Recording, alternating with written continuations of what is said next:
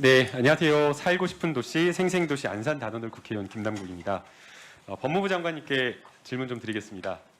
아동학대 범죄와 관련되어서도 법무 행정의 아주 중요한 내용으로 이렇게 보고 계신 것으로 알고 있습니다. 특히나 이제 정의 사건을 통해서 많은 국민들이 분노하고 있고 아동학대 범죄에 대해서 초동 대처가 미흡했다, 전문적인 어떤 그런 판단이 부족했다라는 지적을 하고 있는데요.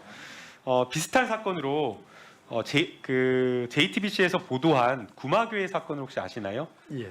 예, 목사가 공부방을 지역에 운영하면서 아동들을 그루밍하고 그리고 그루밍 대상이 된 그런 어떤 아동들을 대상으로 해서 감금하고 학대하고 성착취, 심지어는 노동착취까지 일삼았다라고 하는 매우 심각한 사건입니다. 여기에 대해서 검찰과 경찰이 수사를 하고 있는 것으로 보고 있는데, 심각한 문제는 이게 가족이 그냥 목사 한 명이 한 것이 아니라 많은 사람들이 동원이 돼서 조직적으로 되었다라는 점입니다. 그리고 그 범죄가 그 범죄의 온상이 되었던 교회와 공부방이 여전히 운영되고 있다라고 하고 있는데, 지금 공범들에 대한 수사도 제대로 되고 있지 않고 그 범죄의 온상이 되었다라고 하는 이 공부방은 제대로 드러나고 있지도 않은 그런 상황입니다. 여기에 대해서 법무부가 검찰이 매우 심각하게 문제인식을 하고, 범죄가 계속될 수 있기 때문에 굉장히 심각하게 문제의식을 가지고 대책을 세워야 된다고 생각이 되는데 어떤 계획이 있으실까요? 김남국 의원님 지적처럼 그 사건은 충분히 부각이 되어 있지 못한 것 같습니다. 정인양 사건은 정말 사회적인 많은 여론의 큰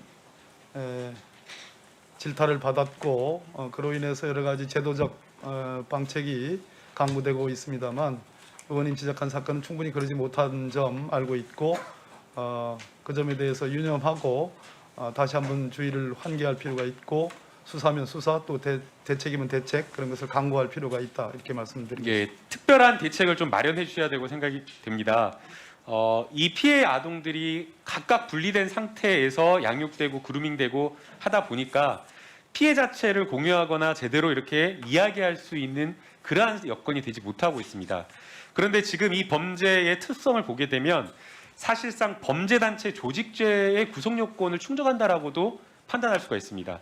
이게 범죄단체 조직죄가 되려면 다수의 구성원이 공동의 목적을 가지고 시간적인 어떤 연속성과 계속성을 가진 상태에서 연락체계, 통속체계를 가지면서 조직적으로 범죄를 저지른 경우에 해당될 수 있을 것 같은데요.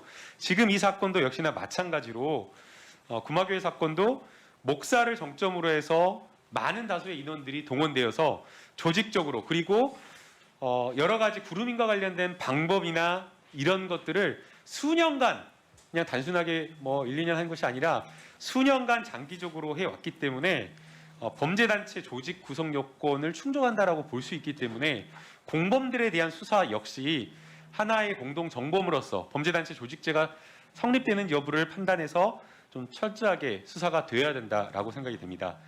장관님 어떻게 보시나요? 예, 점검해 보도록 하겠습니다. 네.